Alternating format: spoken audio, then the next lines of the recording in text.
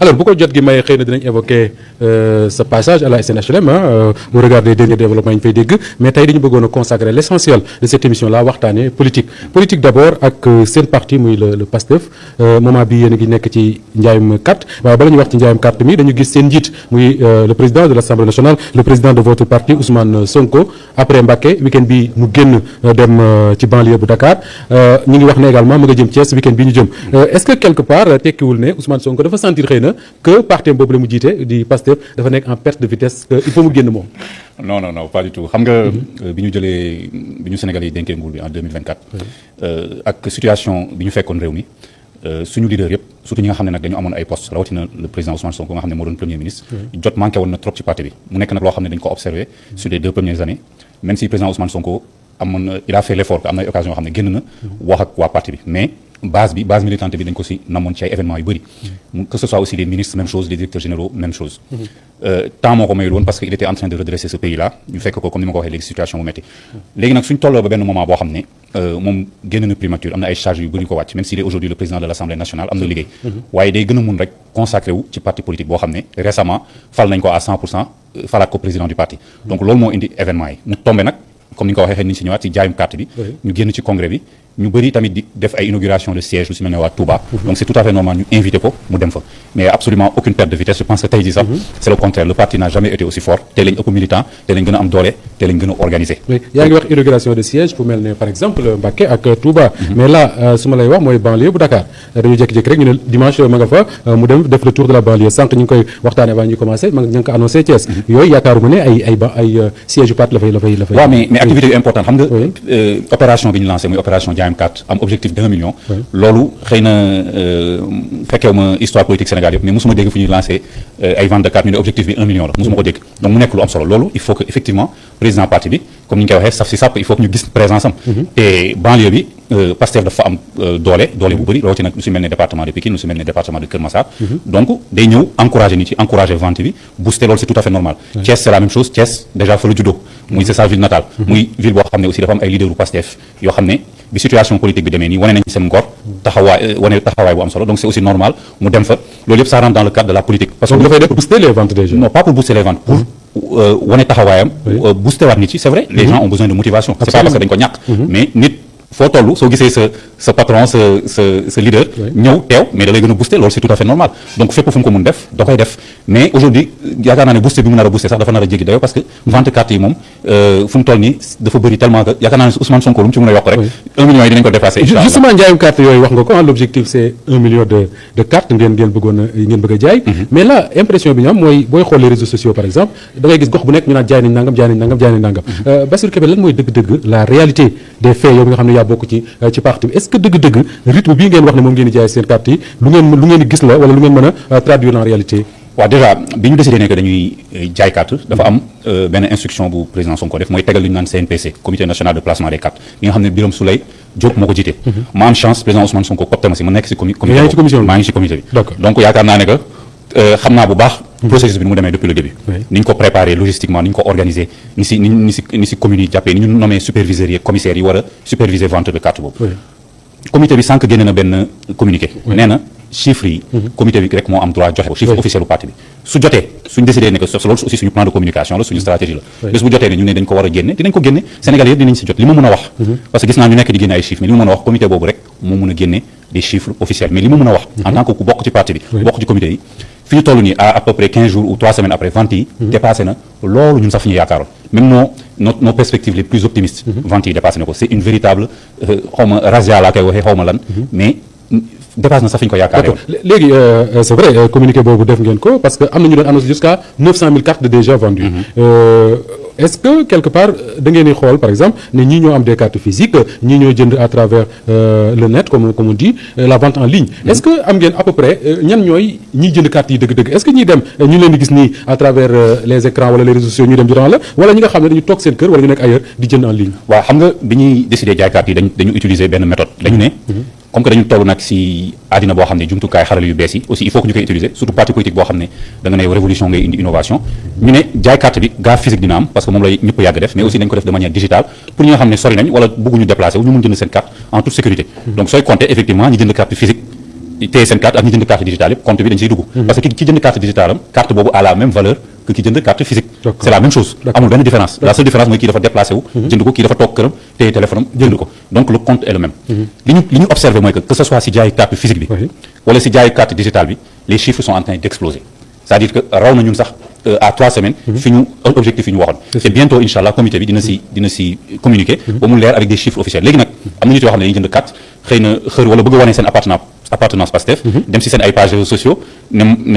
maa jënd sama carte loolu sax dara nekku si am na tam ñuy génne ay chiffres xëy na voilà commune wala je sais pas moi dëkk bu nekk génne ay chiffres am na jaar nañ fa nangam des fois sax sooy seet bu baax publication yi du waa commune bi sax ñoo koy génne kenn nit bu fa nekk la wala kenn koo xam ne peut-être fa la dëkk di wax commune tam mën na ne tey jaay naa 600 cartes wala tey jaay naa 700 cartes loolu man fi ko gars yi bëgg yóbbu ay problème je ne vois pas de problème li nga jaay par jour mën nga ko wax mais l'essentiel mooy compilation bi li ñu jaay sur tout le territoire et dans la diaspora au niveau central lañ ko mën a xam te damay wax benn affaire malgré que on dépasse largement nos objectifs de vente am na département yu bëri ba léegi commencé guñu ce week-end là département yu bëri nañ commencé et diaspora bi aussi am na ñu bëri commencé guñu donc ñun on a 45 départements Sénégal yi ak ñi nekk si diaspora sax dañoo commencé gul te déjà ñuy romb objectif loolu contenté bu mag justement man su ma déggee ngeen expliquer le rythme que ça prend les ventes et tout mooy on va vers un parti boo xam ne j'exagère un peu mais j'ai l'impression que le Sénégal gépp ngeen nar a jaay carte quoi parce que rythme bi ngeen wax ni mus enfin je maîtrise pas toute l'histoire politique du Sénégal mais ay parti bu am prétention vendre autant de cartes bariwul quand même. mais sëñ Moustapha soo bëggee rek dañoo am sax problème ñun instant yi problème logistique la ñu am xam nga lu tax parce que affaire bi dafa jéggi dayoo on a même un problème pour que commissaires yi ñi ñu tànn ak superviseurs yi nekk sur le terrain tous les jours fi ñu leen di soxlawee il y a des ruptures li ma lay wax nii moo am nit yi dañuy woote naan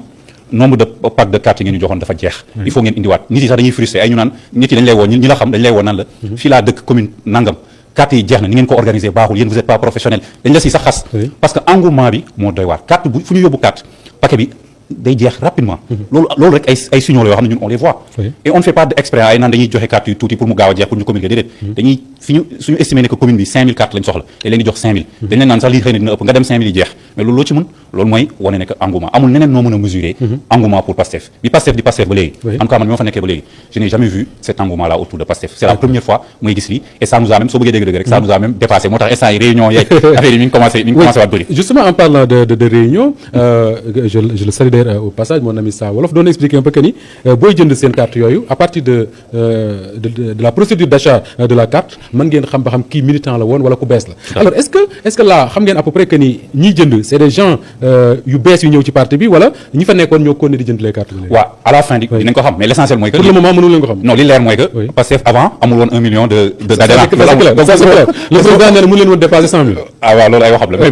bés boo amee 1 million d'adhérents xam nga ne que majorité bi mosuñu am carte Pastef loolu je pense que c'est évident donc loolu am solo mais li ñu war a xam aussi ci vente de carte yi même ki jëndoon man mii dama amoon naa carte Pastef depuis ma duggee Pastef dama jëndaat mais loolu nit su jëndee su nekkee ci parti pendant des années am carte ñu ne dañuy jaayaat carte mu dem jëndaat loolu lan lay tekki mooy que ba léegi mi ngi maa ngi gëm projet ba léegi jëndaat naa sama carte mais carte bi day servir à la fin à des renouvellements la preuve carte yi ñu jaay fu mu toll nii dafa am date d'expiration dañu ko gis c'est en 2031 mooy mandat wu 6 ans bi nga xam ne même président Ousmane Sonko moom la am bi ñu donc yi jënd carte yi même mandat la ñu am que Ousmane Sonko dans 6 ans inchallah dañuy jaay carte renouveler waat cellule yi renouveler waat base bi loolu mooy wane waat engagement donc à la fin qu'est-ce qu'on aura li may projeté on aura presque à 95% ñi amoon carte Pastef dinañ amaat seen carte pare nag yokk si ñi nga xam ne ñooñu ils vont nous faire atteindre la barre d'1 million wala sax dépasser ko loolu mooy wane que le parti n'a jamais été aussi massif parti bi n'a jamais été aussi populaire te parti bi n'a jamais été aussi organisé pour conquérir le pouvoir d'accord soo nee 1 million d'adhérents normalement dans un parti normal c'est 1 million d'électeurs alors est-ce que tey jii am ngeen garantie que ni tous les gens yi nga xam ne ñooy jënd carte Pastef yi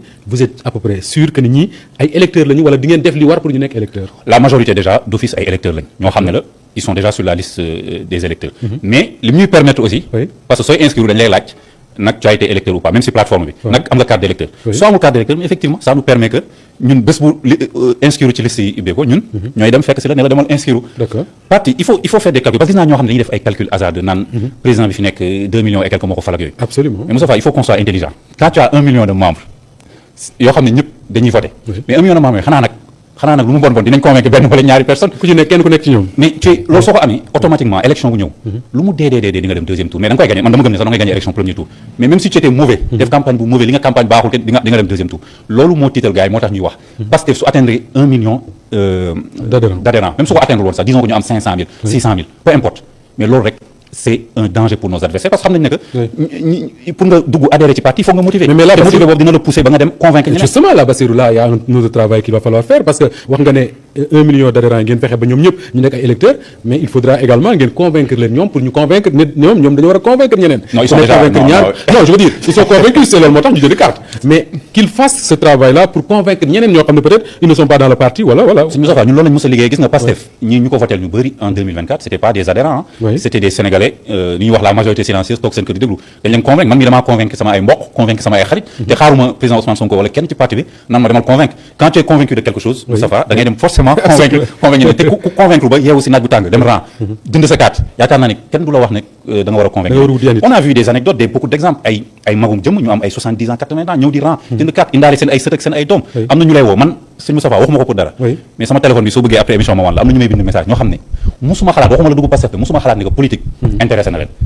bi affaire bi amee lañ ñoom ñëpp ne dañuy dugg jënd carte pour jàppale le président Ousmane Sonko pour jàppale Pastef parce que li ngeen di dund nii c'est pas normal donc ñi ngi attiré sax benn masse boo xam ne ay intellectuels ay cadres bon damay wàññi kii cadre parce que taay moo cadre dafa am connotation négative mais li ngeen di dund mooy la mais li ngeen di dund parce que nee na dafa am ñu bari ñoom dañoo di adhérer pour jàppale le président Ousmane Sonko parce que dañoo jàpp ne li ngeen di dund du yoon waaw la ngeen di dund ku nekk dafa am sa interprétation si li ñuy dund mais je pense que interprétation bi mu mën a wax mooy que li ñuy dund mooy que dañu sekk ak Sénégalais yi benn projet benn promesse bu ñu leen wax ni que soo la ñu dénkee réew mi nii la ñuy doxalee ñu dem ba si biir gis ne que am na ñu bokkoon si ñun doxaleetuñu noonu ñun ñu continuer doxalee noonu ñu pousse ñu defe naa gars yi loolu la ñuy yaakaar loolu la ñuy dund d'accord parce que dinaa ñëwaat ci loolu mais Bassirou encore une fois pour des ci le militant et l'électeur est-ce que amu leen crainte tey que ngeen am 1 million d'adhérents ba pare mu mel ne parrainage yu Amadou Ba c'est-à-dire que à quelques jours wala à quelques semaines de la présidentielle ñu annoncé ne am na X millions de parrains ñu dem élection il n'a même pas les électeurs yi nga xam ne toll nañ ci parrain bàyyi na ngay comparer ce qui n'est pas comparable loolu comme ni nga ko waxee loolu annonce la woon loolu yow mën nga toog fii léegi annonce moom demoon na ba ñu indil ko ay parrains gis nga 4 millions de parrains tegal nañ ko ay kii gis nga 4 millions de parrains non gisuma ko merci beaucoup loolu c'était une annonce yow mii su la neexee léegi toog ne Walfadjri à 10 millions de téléspectateurs su la neexee loolu annonce la annonce ak ay liggéey ci ay données yoo xam ne leer na ne Moustapha dugg Lamine dugg keneen dugg ñu ne kii adhérent la jënd na kàttam loolu ce sont des chiffres ce sont des faits bokkul ku annoncé 4 millions de parrains mais tu devais avoir 90% aux élections loolu yëpp xamoon nañu ne que ay caaxaan loolu c'est des annonces li ça n'a rien à voir li c'est un engagement jënd carte xam nga lu tax ñu koy def au-delà que financièrement am na lu muy permettre parti parce que 1000 francs su matee 1 million yaakaar naa am na lu muy indil parti bi lu am solo mais au-delà de ça c'est pour tester le niveau d'engagement ñi nga xam ne dugg nañ parce que ku jënd sa carte rek comme ni ma ko waxee sànq c'est que dafa engagé loolu du ay annonce ay parrains ak et cetera te parrains aussi ñun je pense que mosuñu si am problème la preuve ki nekk président de la République tey ñun ñoo wàccoon si terrain bi di ko utal ay parrainage ba mu jàll donc ñun parrain jaaxaluñu adhérent jaaxaluñu ñun kay instant bi comme ni ma ko waxee sànq rek problème ni ñuy organiser ba ñëpp jot seen carte loolu mooy suñu am na loo xam ne bëgg leen ko tudd parce que les partis moom c'est comme ça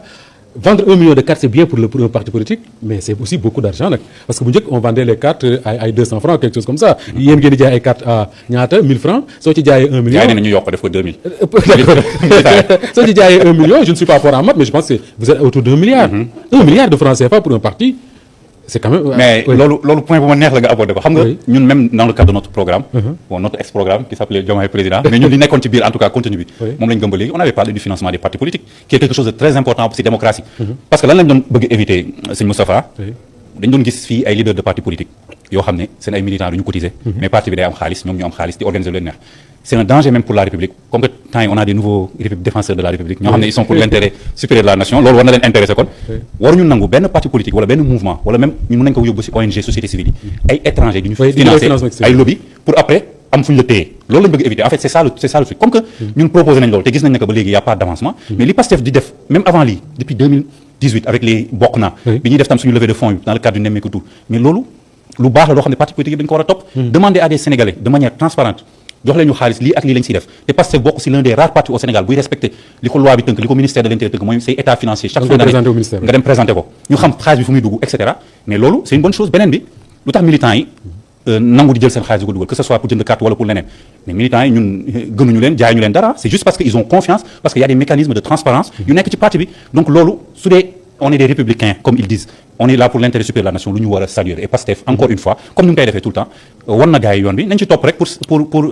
landerneau politique Sénégal gën a transparent gën a sain justement wane yoon bi wax nga ko sànq ne parti wu révolution la da ngeen bëgg révolutionner ni ñuy defee politique ci réew mi quand un parti quand même réussir am ci ay compte am 1 milliard de francs CFA peut-être même plus parce que j'imagine que ñi am ay responsabilités am na beneen forme de cotisation bu ñuy def est-ce que yaakaaru leen ne war ngeen am un fonctionnement moderne c'est-à-dire ce parti là am des permanents des salariés yoo xam ne duñ ne rek ay bénévoles lañ parce que ci parti bi lañ bokk mën nañ nekk 24 heures sur 24 je ne sais pas moi mais au service du parti avec un salaire boo xam ne duñu soxla di def leneen. Moussa Ba est-ce que duñu la jël consultant nga ñëw.